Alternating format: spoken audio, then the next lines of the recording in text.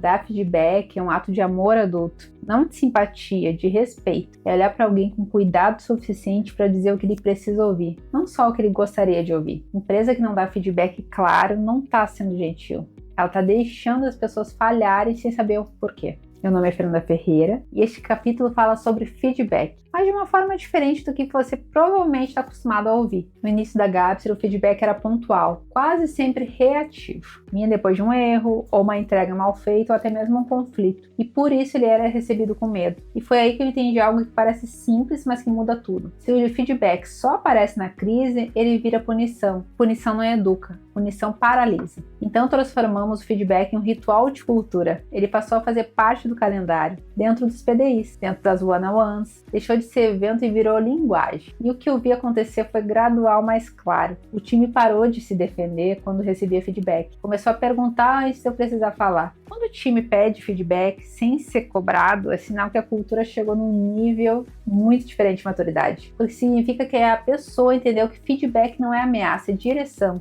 A neurociência explica por que o feedback mal conduzido gera defesa. E quando alguém recebe algo que ameaça a forma como ele se vê, o cérebro reage como se fosse uma ameaça física. A pessoa para de processar e começa a se proteger. E eu já vi isso acontecer em tempo real. Colaborador que ouviu o feedback, mas o olhar já tinha ido embora.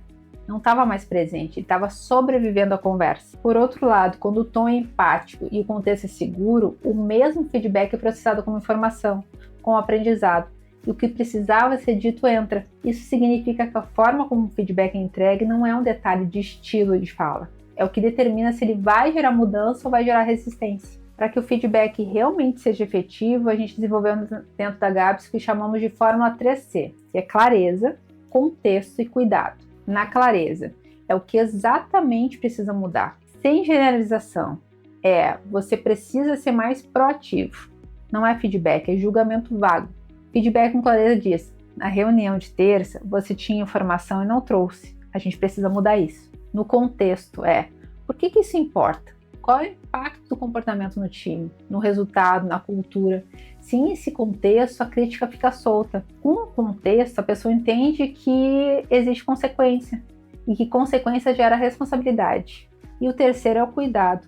É como você fala, o tom, a intenção, o momento. Feedback dado com cuidado não é feedback suavizado. É feedback que respeita a pessoa enquanto confronta o comportamento. A diferença é real. Um fecha e o outro abre. Quando os três se alinham, o colaborador não se sente atacado, ele se sente apoiado. E o líder deixa de dar bronca e passa a construir consciência. O erro mais frequente que eu vejo, confundir feedback com desabafo. Você fala o problema, aponta o que está errado, registra o desconforto e sai da conversa com a sensação de que fez o que precisava, mas o colaborador saiu sem saber o que fazer amanhã. Feedback sem direção é descarga emocional disfarçada de gestão. Toda conversa de feedback precisa terminar com clareza sobre o próximo passo. Eu uso 3 perguntas simples e faço isso em voz alta, com o colaborador na conversa. O que você pode ajustar? Isso coloca a responsabilidade nele, não no líder. A segunda é como eu posso te ajudar a melhorar isso? Isso sinaliza que é via de mão dupla.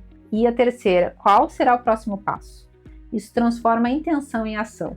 Quando as 3 perguntas são respondidas na conversa, o feedback deixa de ser evento e vira contrato. Um marco de maturidade cultural é quando o feedback acontece em todas as direções, inclusive de baixo para cima. E lembro com precisão de um momento em que me ensinou isso na prática. O colaborador me disse, Fernanda, às vezes a tua energia de urgência faz o time entrar em alerta e a gente quer te acompanhar, mas o ritmo parece intangível. Eu não gostei muito na hora, me pegou de surpresa, mas eu respirei fundo, agradeci, fui entender. Foi desconfortável, mas foi libertador. Porque eu entendi que a liderança não é sobre estar certo o tempo todo, é sobre estar aberto o tempo todo. Quando o líder aceita o espelho, o time ganha coragem de ser verdadeiro. E isso não tem preço. Dar feedback é ato de coragem. Receber feedback é ato de humildade. E transformar feedback em ação é um ato de maturidade. Quando uma empresa aprende a conversar com verdade e respeito, ela para de ter medo do conflito e passa a ter confiança no processo. Então me conta, no teu time, o feedback é rotina ou é exceção? Acontece quando tá tudo bem ou só quando algo quebra?